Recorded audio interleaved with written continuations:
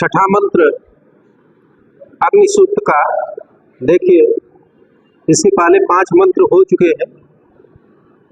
यदंग दासुषे त्वमग्ने भद्रम करिष्यसि तवेतत् सत्यम अंगिरा।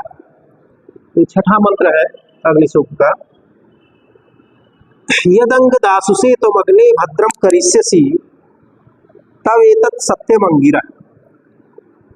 देखिए, एक एक पद का अर्थ सबसे पहले हम लोग देखते हैं। तो यदंग अलग करेंगे तो यत और अंग। यत यत जिसका अर्थ है जो, यानी यह यत पद जो है आगे भद्रम के साथ अन्वित रहेगा। तो जो कल्याण कारी भद्रम के साथ अन्वित होगा। तो यत जो अंग अंग पद जो है ये अव्यय है या निपात है।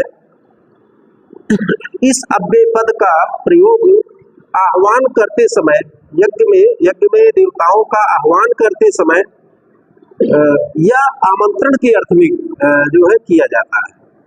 क्योंकि जो है अंग अंगेनिति आमंत्रिणे कहा गया है। अंगेनिति आमंत्रिणे सायण ने भी कहा है। सायण ने जो भाष्य लिखा है वेद मंत्रों पर, उन्होंने भी कहा है कि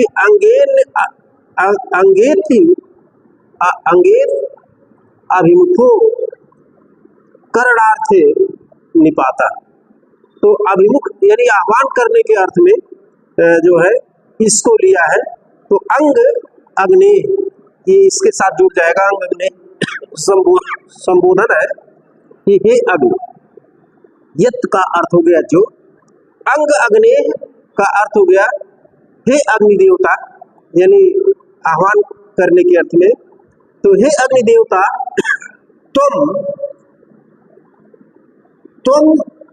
तुम यानी अग्नि के लिए ही है। हे अग्नि देवता तुम भद्रम कल्याण, यानी जो ऋत्विज है उसके धन संपत्ति आदि के कल्याण द्वारा या धन संपत्ति दान के द्वारा कल्याण, या वित्त गृह प्रजा पशु रूपम कल्याणम, जो भी आप कल्याण करते हैं। करिष्यसि करोगे, करिष्यसि इति करोगे, जो लिट लकार मध्यम पुरुष एक वचन का है, क्रीत धातु है। आगे दासुषे अगला पद है दासुषे। दासुषे एक चतुर्थी है जो है यजमान के लिए। दासुषे यानी उस यजमान के लिए। मूल पद है दासरी, जिसका अर्थ होता है देना, और उसमें क्वसु प्रत्यय लगा हुआ है। और फिर बनता है दास्वस, चतुर्थी एक वचन में है। सामान्यतः क्वसु प्रत्यय जो है के साथ पूर्ववर्ती क्रिया के प्रथम वर्ण का द्वित्व होता है, किंतु यहाँ पर द्वित्व नहीं हुआ है। वेद में ददासुषे इस तरह का वैदिक प्रयोग हुआ है। अब देखिए, दासुषे का अर्थ यहाँ चतुर्थी, क्योंकि चतुर्थी में है तो यजमान के लिए। दासुषे यजमान के लिए, जो यजमान है उसके लिए। तव अगला पद है, देखिए तव एक निचले चरण में है। तव अलग करेंगे तो तव तुम्हारा, और इत तव इत हो जाएगा अलग, ये निपात है। ये एक तरह से तव सत्य मंगिरा। तब तुम्हारा इत यहाँ पर ये भी निपात है। उस पर बात पर जोर देने के लिए यह निपात प्रयुक्त है। तो तव तत् का अर्थ हो गया कर्म व प्रयोजन। सत्यम का अर्थ है यथार्थ होता है, सत्य होता है। अंगिरा हे अंगिरा। अंगिरा या अंगिर नामक ऋषि के उत्पादक या अंगार से उत्पन्न अग्नि के लिए ही है अंगिरा। तो अंगार धनश्री धातु है जो है, असी प्रत्यय लगता है। तो जो है भाव्य है, जिसका अर्थ ये होता है कि अंगिरा से उत्पन्न होने से अग्नि को अंगिरस कहा जाता है। अंगिरा से उत्पन्न होने के कारण अग्नि को अंगिरस कहा जाता है। अंगारेभ्य श्रित इत्यंगिरा, अंगारेभ्य श्रित उत्पन्न इत्यंगिरा, ये जो है कहा गया। इसी तरह से एक यास्क का ग्रंथ है निरुक्त, तो यास्क ने अंगिरा के संदर्भ में कहा है कि अंगिरा अंगारा, अंगिरा है क्या, अंगारा, अंगार ही अंगिरा है। तो अंगार से उत्पन्न ये अग्नि के लिए ही आया है विशेषण, अंगार से उत्पन्न जो हो वह अग्नि। और ये अंगारा आसस्ते अंगिरसो भवन, इतरे ब्राह्मण में भी इस तरह का अंगिरा पद की व्याख्या की गई है। तो एक एक पद का अर्थ हो गया, पद का अर्थ अलग अलग है, लेकिन इसको समन्वयार्थ जब करेंगे तो अर्थ इसको हम समन्वयार्थ करके अन्वय अर्थ करके देखते हैं। तो देखिए, यदंग दास से तो मग्ने भद्रम करिष्यसि तवेत सत्यम अंगिरा, कारण कि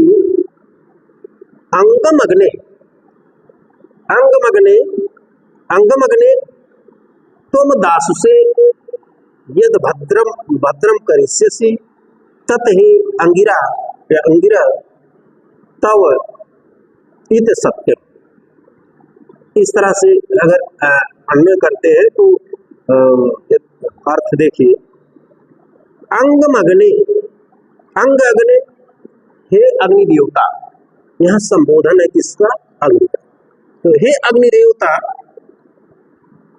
तुम दासु से का अर्थ हो गया तुम यजमान के लिए, चतुर्थी का चिन्ह है के लिए, तो तुम यजमान के लिए, अंग अग्नि, हे अग्नि देवता, तुम दासु से, तुम यजमान के लिए, यत भद्रम करिष्यसि, यत जो भद्रम कल्याण, यानी वित्त, गृह, प्रजा, पशु आदि रूप कल्याणम, तो इस रूप में चाहे धन दे करके, चाहे घर दे करके, चाहे प्रशासन दे करके, अथवा पशु गाय आदि का दान दे करके, यत भद्रम यत कल्याणम करिष्यसि करोगे। तो भाव यह है क्योंकि यज्ञ में अग्नि ही जो है यजमान को धन आदि का दान दिलवाता है। तो इसलिए जो है कार्य कि अंग अग्नि, हे अग्नि देवता, तुम दासु से, तुम उस यजमान के लिए, यत भद्रम करिष्यसि, जो कल्याण करिष्यसि करोगे, यानी तुम्हारे माध्यम से जो उस यजमान का कल्याण होगा, तत् हे अंगरी, तत् वह कल्याण, हे अंगिरा, हे अंगिरा वह कल्याण, हे अंगिरा, हे अग्नि देवता, यानी अंगार से उत्पन्न अर्थात अग्नि देवता, तव, तव का अर्थ तुम्हारे लिए ही होगा, तव इत यानी तुम्हारे लिए ही होगा, जो कल्याण तुम उसका यजमान का करोगे, तत् तव वह तुम्हारे लिए ही है। सत्यम, सत्यम का अर्थ है वह यथार्थ, वह निश्चय ही, सत्य ही, यथार्थ रूप से तव तुम्हारे लिए होगा। अब देखिए, यजमान के लिए जो कल्याण करेगा वह अग्नि को कहा जा रहा है, हे अग्नि देवता, मधुच्छंदा मंत्र दृष्टा रिष्ट के द्वारा, कि वह तुम्हारे लिए ही होगा। कैसे तुम्हारे लिए होगा? जब यजमान के लिए जो तुम कल्याण कराओगे तो तुम्हारे लिए कैसे होगा? क्योंकि जब यजमान समृद्ध होगा तभी जो है यज्ञ में आहुति कराएगा, तो अप्रत्यक्षतः वो जो है वो अग्नि के लिए ही उसका कल्याण अगर कराते हो तो अग्नि के लिए ही वो यथार्थ होगा, फलीभूत होगा, सत्यमिति फलीभूत यथार्थ। तो देखिए एक बार फिर इसको देखते हैं, इसका अर्थ जो दो रूपों में किया जा सकता है। तो अंग अग्नि, हे अग्नि या हे अग्नि देवता, तुम दास से यद भद्रम करिष्यसि, तुम दान देने वाले यजमान का यद भद्रम करिष्यसि, जो कल्याण करोगे, तत् वह हे अंगिरा या अंगार से उत्पन्न अग्नि, तव इत सत्यम, वह तुम्हारा ही यथार्थ रूप में तो या तुम्हारे ही लिए यथार्थ रूप में सत्यम का अर्थ है प्रत्यक्षता होगा या तुम्हारे लिए ही होगा। ये एक अर्थ इस रूप में हो सकता है। दूसरा अर्थ जो दूसरे रूप में भी हो सकता है कि अंग अग्ने, हे अग्नि देवता, तुम दास से भद्रम करिष्यसि, तुम दान देने वाले यजमान को का यद जो भद्रम करिष्यसि कल्याण करोगे, अंग अंगिरा तत्, हे अंगिरा, हे अंगिरा अंगार से उत्पन्न अग्नि, कोष्ठक में लिख सकते हैं अग्नि, करे तव इत सत्यम, वह तुम्हारा ही सत्यम यथार्थ होगा, यानी सुख का साधन होगा। यहाँ कोष्ठक में आप लिख सकते हैं वह तुम्हारे ही सुख के लिए होगा, या तुम्हारा यथार्थता तुम्हारे लिए ही फलीभूत होगा। यह सत्यम का अर्थ है यह यथार्थ है, यानी यह बिल्कुल सत्य है, यह यथार्थ है। ये जो इस तरह की व्याख्या सायण ने जो है की है इस मंत्र की। तो दो तरह से इसकी व्याख्या की जा सकती है। फिर अगला मंत्र है 7वां मंत्र, उपत्वाग्ने दिवे दिवे दोषावस्तर धिया वयम नमो भरत एमस। उपत्वाग्ने दिवे दिवे दोषावस्तर धिया वयम नमो भरत एमस। देखिए एक एक पद का अर्थ हम लोग देखते हैं। उप का अर्थ उप इति समीपे, उप इति समीपे, उप उपसर्ग है, इसका संबंध क्रिया के साथ जो है जोड़ा जाता है। तो उप उपसर्ग है समीप अर्थ में, क्रिया के साथ, क्योंकि एमसी है, उप आ इमसी, और आ और ई हो जाता है ए हो जाता है, इसलिए एमसी हो गया। आ धन इमसी, एमसी जो आया है मंत्र में वो जो है गुण हो गया है। तो उप उपसर्ग है जिसका अर्थ है समीप, और त्वा का अर्थ है तुम्हारे, द्वितीय है तुम्हारे, अग्नि का अर्थ है हे अग्नि, यह संबोधन है। हे अग्नि, उप त्वा तुम्हारे समीप, दिवे दिवे, दिवे दिवे, दिवे दिवे अंग्रेजी में इसी को डे बाय डे कह सकते हैं। दिन प्रतिदिन यानी प्रत्येक दिन, दिवे दिवे यानी हर दिन, रोज रोज जिसको कह सकते हैं। तो दिवे दिवे प्रतिदिन, दोषावस्था, दोषा इति अज्ञान अंधकारा, अंधकारा हुआ। दोष किसे कहते हैं? अंधकार, अज्ञान रूपी अंधकार को, या अंधकार को। दोषा वस्ता इति दूरी करो, तो अज्ञान रूपी अंधकार को, या अंधकार को दूर करने वाला, यानी अंधकार को प्रकाशित करने वाला। दोषावस्था का अर्थ है जो दोष को, अंधकार को, अज्ञान को क्या करे, दूर करे, हटाए।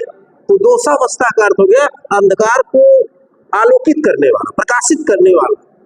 सायण ने इसका अर्थ जो है रात्र और दिन जो है दोनों समास में लिया है, लेकिन जो विदेशी विद्वान जैसे मैकडॉनल है वो अंधकार को प्रकाशित करने वाला ही उन्होंने माना दिया। और किसके अंधकार को प्रकाशित करने वाला? दिया। धी का अर्थ होता है बुद्धि, विचार। दिया का अर्थ है बुद्धि के, यहाँ तृतीया है, तो दिया बुद्धि के, यानी बुद्धि के, दोषावस्था का अर्थ है अज्ञान को दूर करने वाला, यानी बुद्धि में प्रकाश प्रदान करने वाला। ये धिया यानी धी के साथ, बुद्धि के साथ, विचार के साथ, स्तुति, श्रद्धा आदि जो इसका अर्थ है। धिया बुद्धि के साथ, या जो बुद्धि में नमः भ्रंता, धिया बुद्धि के द्वारा, बुद्धि से नमः भ्रंता, नमः नमस्कार, भ्रंता का अर्थ है करते हुए।